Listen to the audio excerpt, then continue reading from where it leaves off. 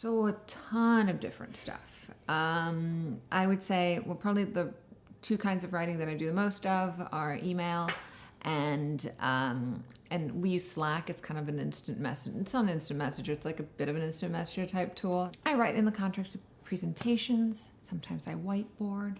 Sometimes I take notes. We do a lot of what they call like ideation sessions at my company where we're trying to figure out like products to build and stuff. So sometimes it's writing in the context of like, write a storyboard in 5 minutes of some product that you think you want to do. So you're like trying to almost make a little comic strip of things.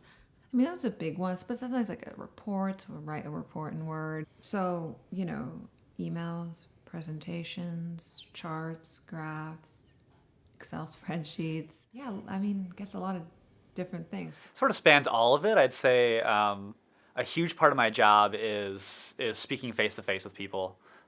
We do definitely work remote a lot, so there's a lot of remote communication via email, via IM, via Hangouts and Skype and that sort of thing, where we're trying to do digital communication. But definitely a huge part of it is meetings and talking to people and going over their desk and all that sort of things. But then again, also I'm writing a lot of documentation and I'm writing a lot of formal communication out to clients. And so there's plenty of opportunities to write in the professional world that are not just, emails and like updates. A huge part of a product manager's job is not just the day-to-day meetings, but also being able to take something like a product vision or a roadmap and present it in front of an audience of the company and sometimes clients as well.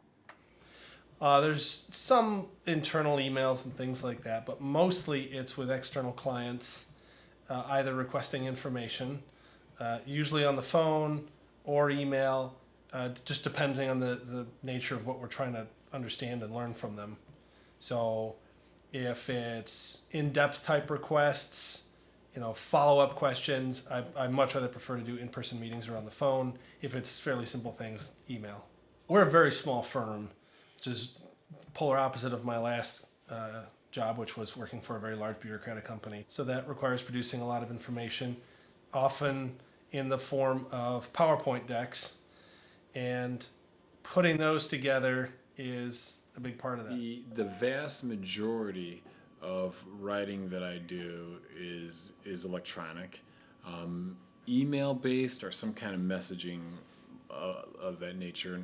In my business, we're very reliant on Bloomberg software. Bloomberg software is not only a repository of information about securities, but it's also a means for communication. They have just straight up email type messaging, and then they also have instant messaging.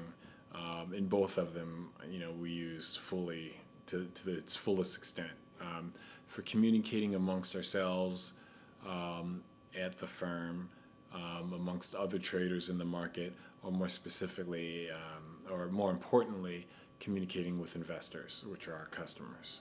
So I can talk about a variety of it, but like a couple big pieces of our day-to-day that would come up would be requests for proposals, so big proposals we put in front of a client, our analysis, which was a lot of our team's day-to-day work.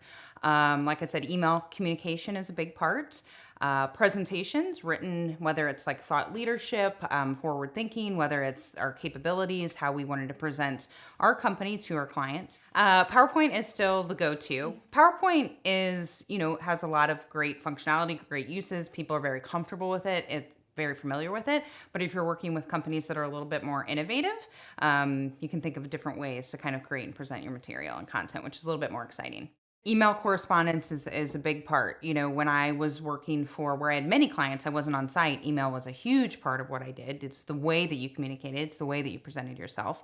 On site at a client, you have the luxury that you can go approach someone, but you still have so much correspondence and communication that's in writing. I'm pretty strictly in the Adobe world, InDesign, Photoshop, Illustrator, Acrobat.